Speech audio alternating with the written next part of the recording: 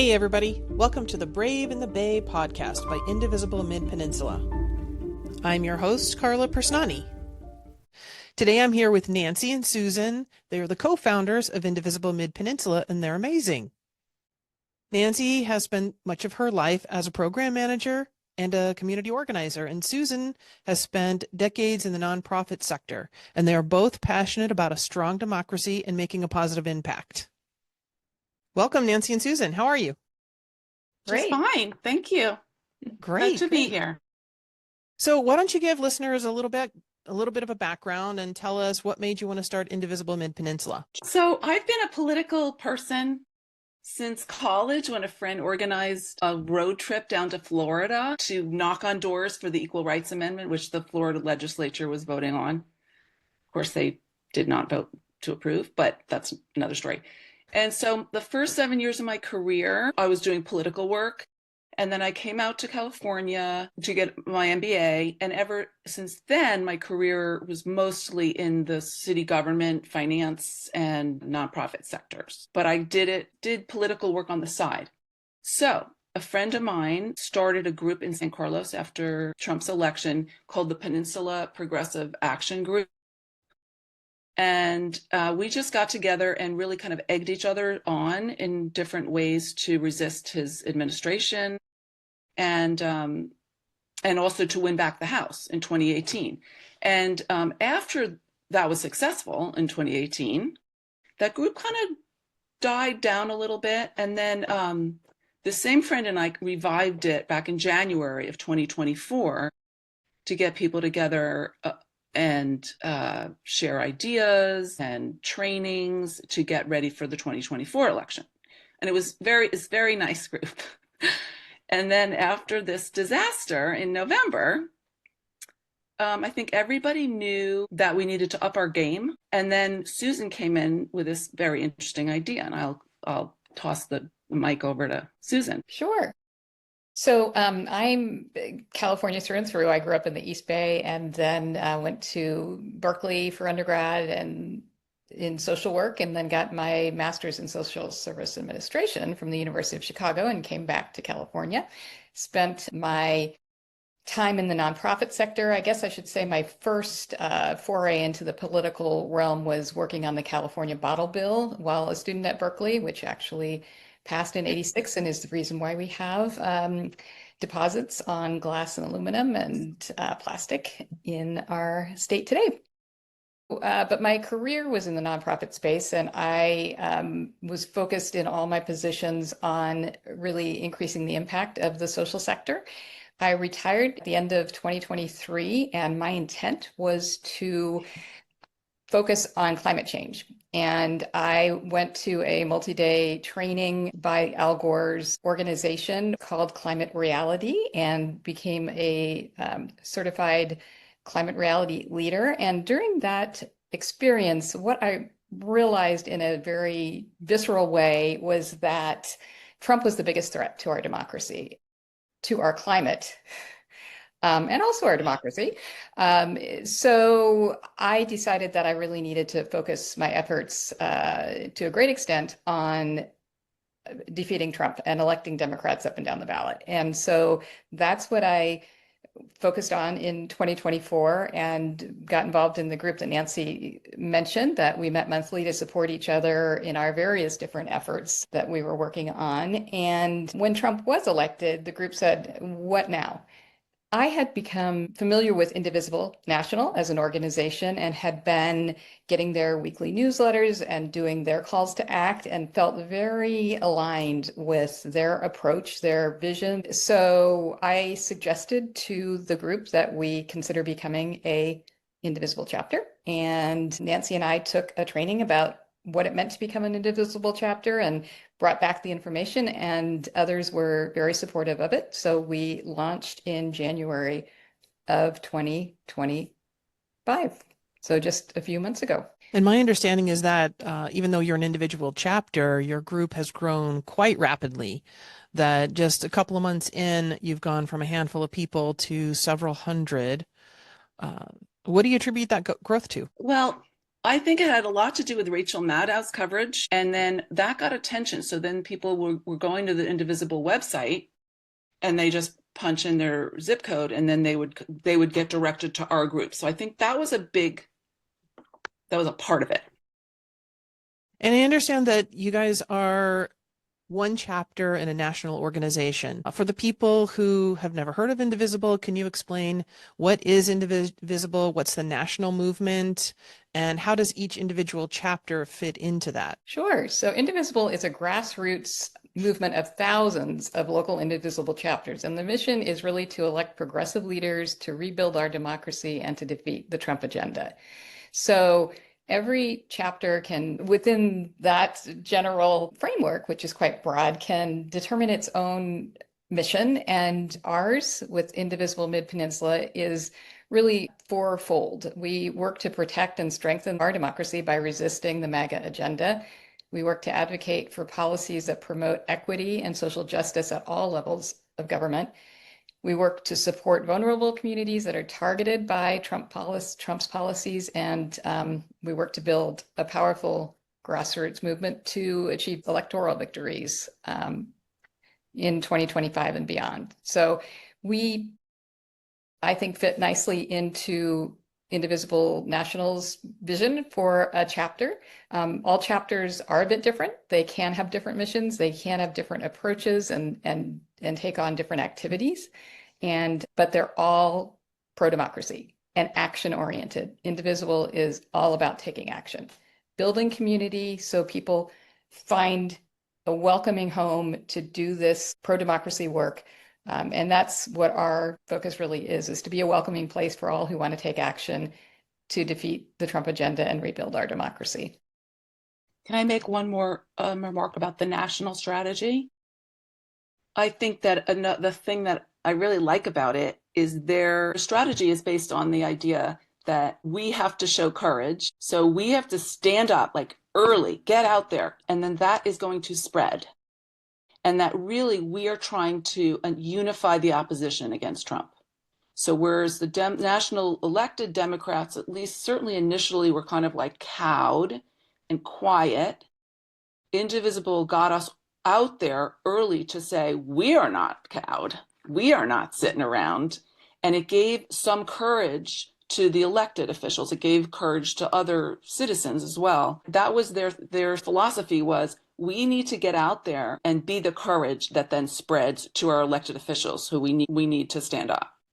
Mm-hmm. And one of the other things that I love about Indivisible that I feel like sets it apart from other organizations I've been in is the focus also on community and making sure that you're enjoying your activism.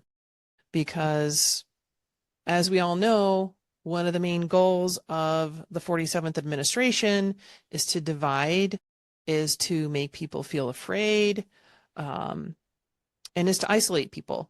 So one great thing about being in an Indivisible chapter is you have a community. And I know at least in our chapter, people are very action-oriented, but they're also usually joyful about it. And these are very deep, very serious subjects.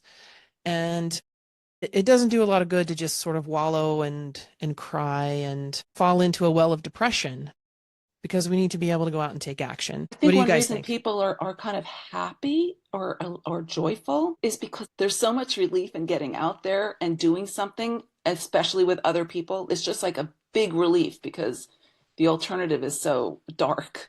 It's like, oh, there's other people doing this. So it's like when you're really thirsty, that water tastes so amazing. And that feeds the joy. And one thing that I also really like about their philosophy is the prevention. An ounce of prevention is worth a pound of cure. A lot of people, we don't hear about these horrible things that happen until after they've already happened. And then everybody's looking around, how did this happen? And well, it happened because people weren't engaged and things slipped through. So. And that's another really incredible thing about Indivisible National is they push out information to membership about what is happening. They're on top of it before things happen, and they help us to be prepared for the kind of actions that we need to take that will have impact and not just be reactive afterwards. I mean, of course, there's a lot that's being thrown our way every day, something new, something awful, and we can't predict all of it, and we certainly can't address all of it. But they are very good at helping us understand what the issues are and how we can have impact, how we can get leverage. And as you say, the community building aspect is super important. People need and want to feel as if they're a part of a community. And in contrast to what Trump wants, which is to isolate and divide us, we are about coming together and working together on a common goal. The unit of change for Indivisible is the organization, is the local chapter. It's not the individual. As individuals, we can have opinions, we can take small actions, but collectively together, we can do so much more. And we have so much more of an ability to influence institutions and elected officials by our numbers and by our actions than we can when we work individually. And I know that the national group has overall goals, but what is your goal as an individual chapter? What are you hoping to achieve? I want to keep our members, our hundreds of members, engaged. I want to give them joy. I mean, I want to give them a place that they know they're welcome, where whatever they want to do. So some people want to go out and take to the streets, and other people are like, hell no. Give me something safer to do, and there's always something to do. There's baking cookies for meetings. There's finding out what your elected officials are proposing as legislation and how they voted. I mean, there's research. There's like anything that you feel comfortable doing can help. And so I want to be communicating regularly with our members to keep them informed of how they can plug in. I want them to see each other and know that they're part of a cohesive whole. And I want to give them information, but also space to join in any way that they want to join. Would you guys like to talk a little bit about your leadership roles and your team? Our role has been to create an organizational structure that really provides a multitude of opportunities for engagement, both the large and the small, and to support then the folks that we have in place who are committee heads. We have 6 different committees that all have an area of functional responsibility, be it outreach or internal communications, et cetera. And we have action teams, which are separate. These are areas where individuals who care about that particular aspect of democracy can engage, determine how to take action on that issue, and encourage the rest of the membership to take action on that issue. So we have committees, we have action teams, and then we have protests, we do sign making, we do a variety of things that help us achieve our goals, that help the action teams to have more impact or help the committees to have more impact. So someone might attend a protest and that's all they do is attend protests, and that is great. We want everyone to engage as they're able, and we do have a system, an organization that really allows for that. We have been laying the train tracks as we've been driving the train. So we have been iterating and evolving as we learn and grow and, figure out what is going to serve our members better, because our role is really to provide opportunities, to motivate, to have the overall responsibility of this chapter's success and sustainability. We're in it for the long haul. This is going to be a long effort. Our democracy is being torn down, and we will be moving into a phase of accountability and then rebuilding the democracy. And this is all a marathon, certainly, and not a sprint. So what can we do that's going to motivate folks to stay engaged? And I think that might evolve over time, what that looks like, and we will evolve as needed. I want to add one more piece to that, which is implicit in what you said, but just to call it out, the training. So we also have a training committee, training and speakers, because people don't necessarily already know how to do stuff.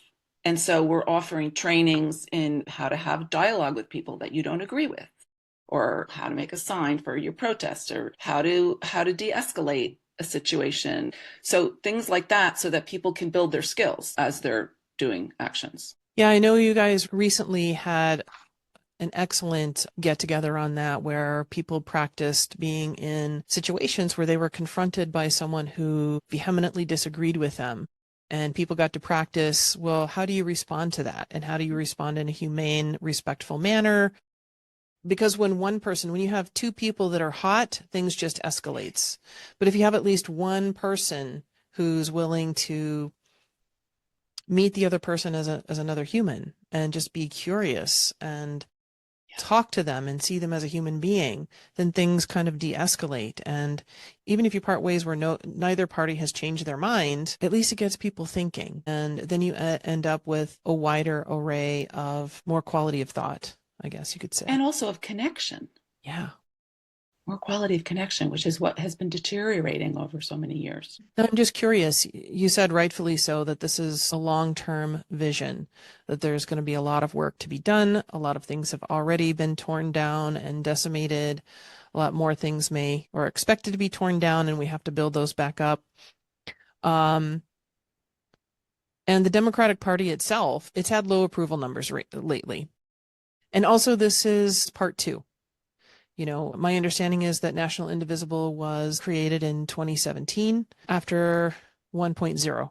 So what do you think it was that led up to this happening again? Because we know that when people come back, they come back stronger. So how did this happen? How did people lose engagement when we finally did get the government back? How did we fail to protect it from what's happening now? And what are we going to do in the future to make sure that it doesn't happen again?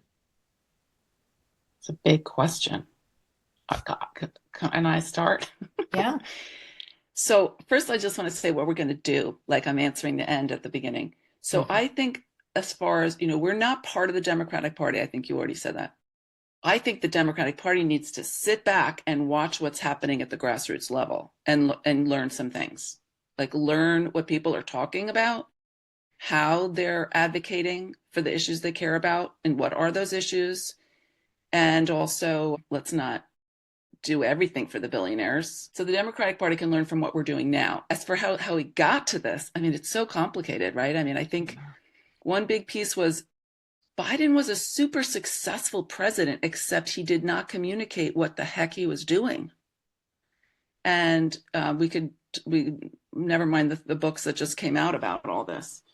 But which might explain why. But I don't think he was he wasn't making a case for the work that he was doing. And so people weren't aware of the good that the Democratic Party was doing.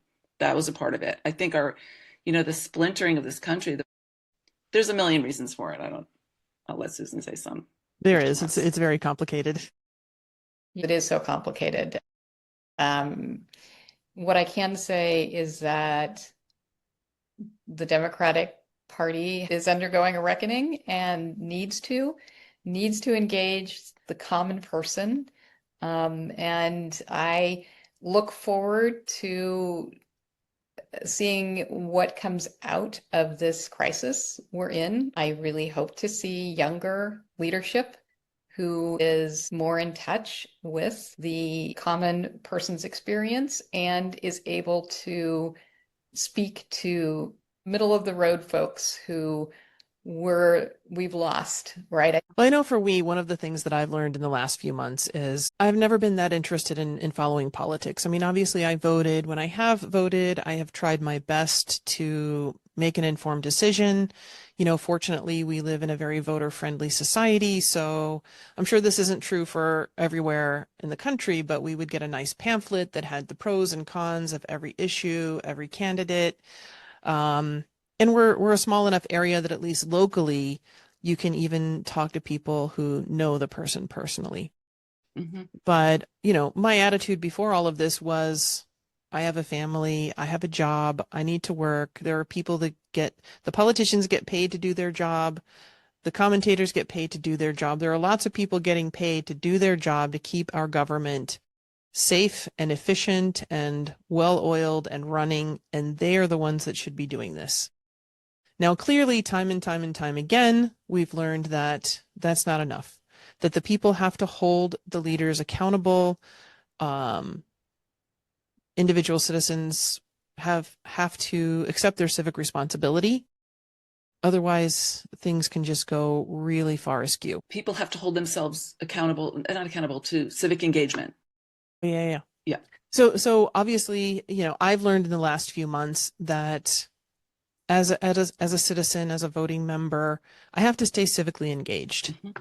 And so that's what I'm wondering how people will do. I know Nancy mentioned that in the beginning of her career, she's been political from the beginning of her career.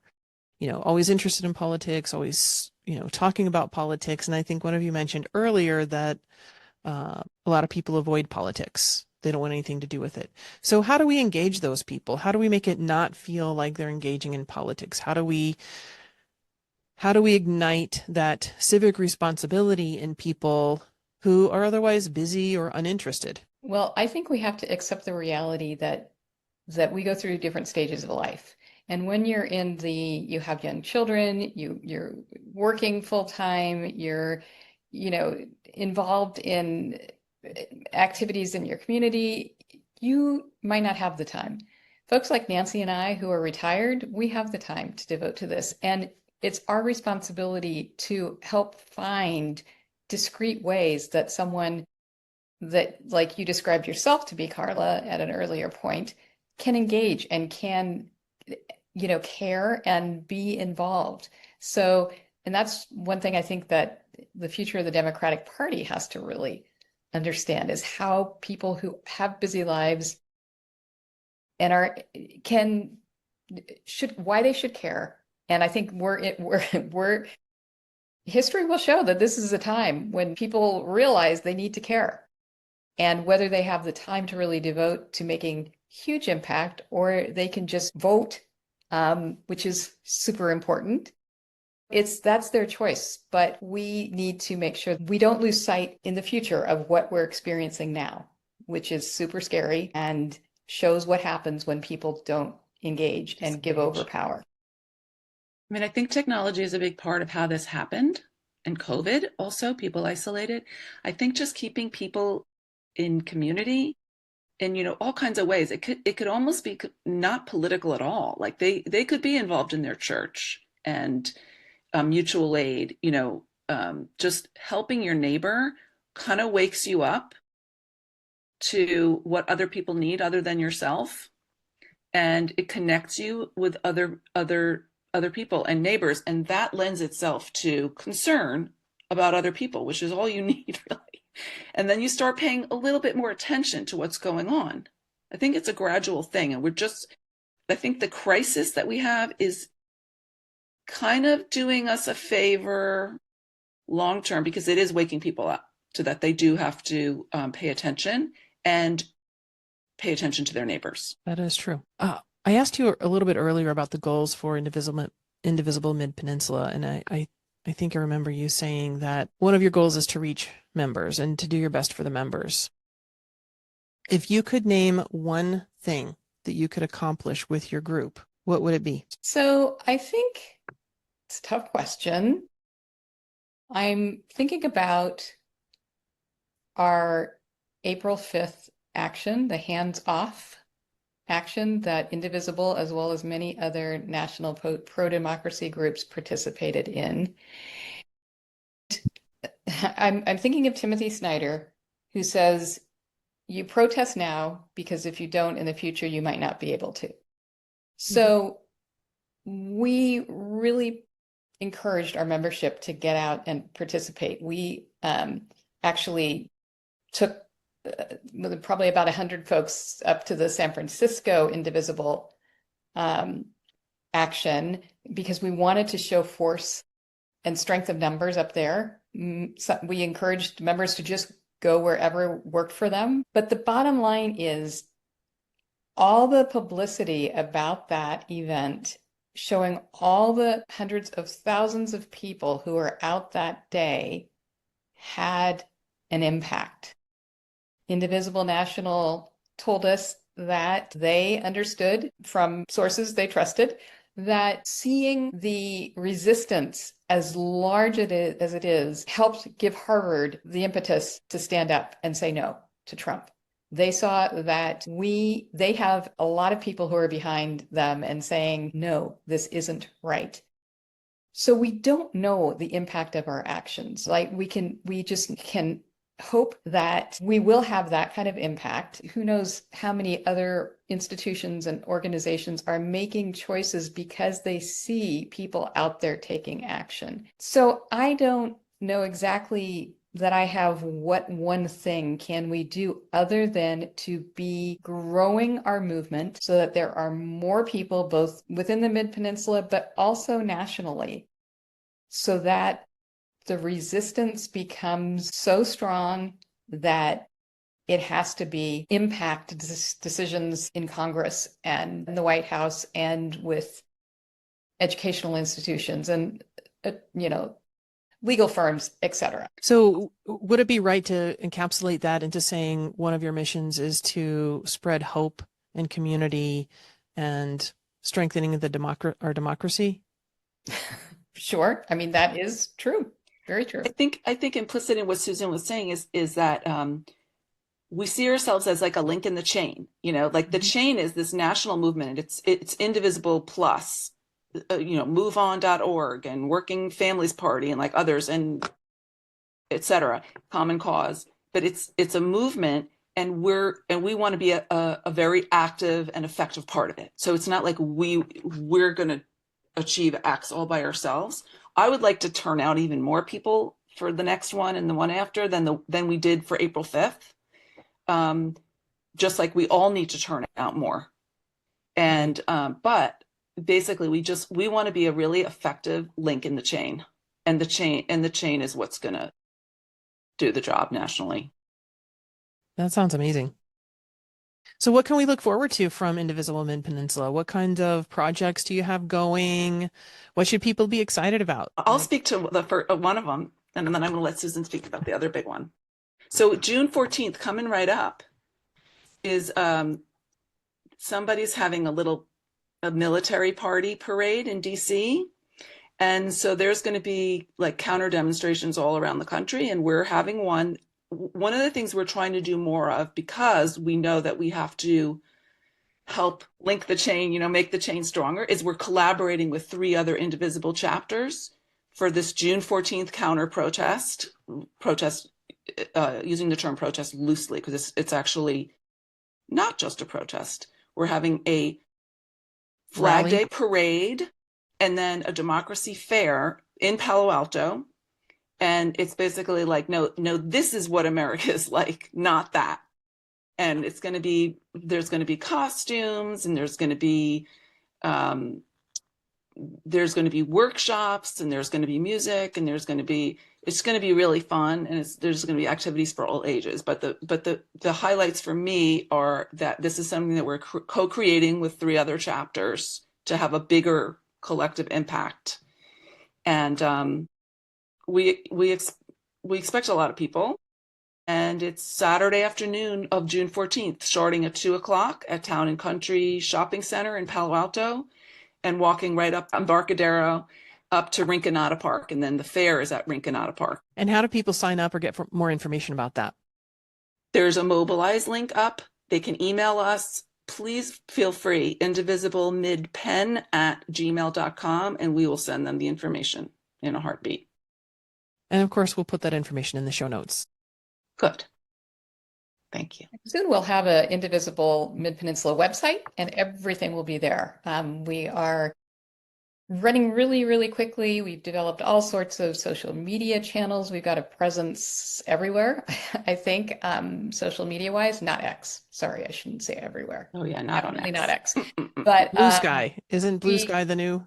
Well, yes. Blue Sky, Discord. LinkedIn, Slack, which is internal, I know. We've got, still Facebook, TikTok. Yeah. Soon people will be able to check out our website and then see everything we're doing. But other than that, so we do much more than that. We have monthly meetings that are community building, that have an educational component that addresses one of our 4 areas of focus that I mentioned previously, and also includes ways you can take action there and then on the spot. So We have those monthly meetings. We have weekly newsletters that give lots of calls to act and lots of great information. We have monthly socials. We have, a book group. We have these trainings Nancy mentioned. We've got lots going on. And again, I just want to say our website will have it all. Right now, it's hard to let folks know. The newsletter has all our activities and in addition to the calls to act. So if people want to get onto our newsletter. And our Facebook page and Blue Sky page have a bunch of information about what we're doing as well. That's immediately available. Yes, but know that we've got lots of people who own creating opportunities for us. And so we're a very vibrant, growing community of people who care, who take action, who want to be in community together. So we are super, super fortunate to have so much positive energy, commitment to this cause and to each other. It's just really a lovely group of people of all ages who are here for the same reason, which is really to rebuild our democracy. This is a question for each of you individually. What's been the most encouraging thing that you've seen so far since you've been doing this work? I'll go first just because, Sure. No, you go first if you're ready. Okay, well, what's most encouraging to me is knowing and seeing and hearing that what we're doing is meeting a need. And that what we as leaders, including the broader chapter leadership, what we are doing is having a ripple effect. We're enabling other people to take action and it's having impact. One thing Nancy and I have both said is that Indivisible is great. And there are lots of chapters, even in our area, there are other chapters. However, it might not be for everyone. And so the important thing is to find your place because taking action will make you feel better. So we are a place where you can come, you can take action. One thing that's encouraging to me, and I know you asked just one thing, but I really believe in Martin Luther King Jr.'s statement that the arc of the moral universe is long, but it bends towards justice. And so I believe that justice will prevail, although we're in an anti-democratic period right now.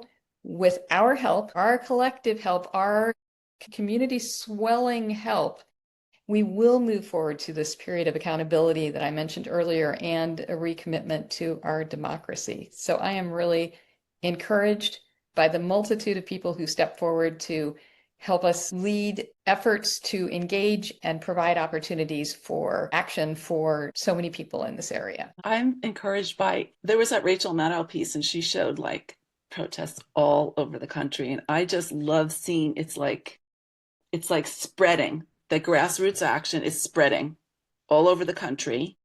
And what happens is people sort of put their toe in it and it's fun and they want more because it works for them. And then it spreads more. So I feel like it's working. I do feel like it's working and and I also am optimistic. Like we are going to defeat the authoritarians. This is going to work. This is going to work. And I just see it starting to work. So it's like, oh, good. And I love what you said about there's something for everyone. I know when I was looking for where to go, what to do, I tried on a couple of different organizations. I tried on a couple of different indivisible chapters.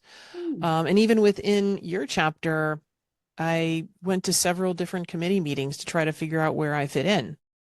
And now we're doing a podcast. And it's so fun. For you that you hung in there. I mean, we announced at one of our meetings, like, if this doesn't feel like it's for you, come talk to us because there's other organizations out there that are awesome. Like we'll fill you in. Like just definitely don't give up and we'll help you find something. Yeah, there's definitely something for everybody out there. So how do you see the podcast moving forward? What would you like to see in it? I'm super excited that the podcast can be a tool to help us achieve our strategic goals, by one of which is to support those who are being targeted by the Trump policies. And so if we can have people on who are focused on reproductive rights or immigrant rights or, climate change, all the different things, we will be helping to educate folks and engage them and help them find ways that they can take action in those different areas. And as we are moving into election season with the midterms, we'll be focused more than we are now on our goal of, really laying the groundwork to win big in 2026. And so having elected representatives on, or people who are focused on helping us to be more effective in influencing the election outcome, that'll be really exciting. So anything that helps us achieve our mission, I think is ripe for this podcast, and I'm really excited about. I'm really impressed that you guys are doing it. So that's the first thing. But I can see how there is an opportunity with this podcast that you can get individual speakers or individual participants who come from different demographics than our little peninsula, Mid-Peninsula chapter, that we need to hear from and understand. So like kind of what Susan was saying, so impacted communities, groups that are being targeted that we may not have super strong representation within our chapter, would be awesome to have as guests on here and to let us and others know who are listening how to support. And I can say we already have a good variety of guests that are scheduled to come on in the coming weeks and months. And I'm very excited about this. Before, when we were talking about how you guys can make an impact, I mean, I know you've already made an impact for me because I found this group and I loved it. And now all of a sudden I'm doing a podcast with you guys. It makes activism more joyful for me. So it's already positively impacted my life. And I've seen firsthand that it's positively impacted the lives of other people that I've met. So thanks for forming the group. Well, that's just so great to hear. And thank you for engaging and for doing this podcast. It's terrific that we now have our own podcast. Yeah, it's going to be a lot of fun. Is there anything else you would like to say? Well, I want to reference one more person, Margaret Mead, who said something to the effect that never doubt that a small group of concerned citizens can make a difference. Indeed, it's the only thing that ever has. So that's why we're here. And I'm just excited to have had this time with you, Carla. Yeah. Thanks for taking the time to meet.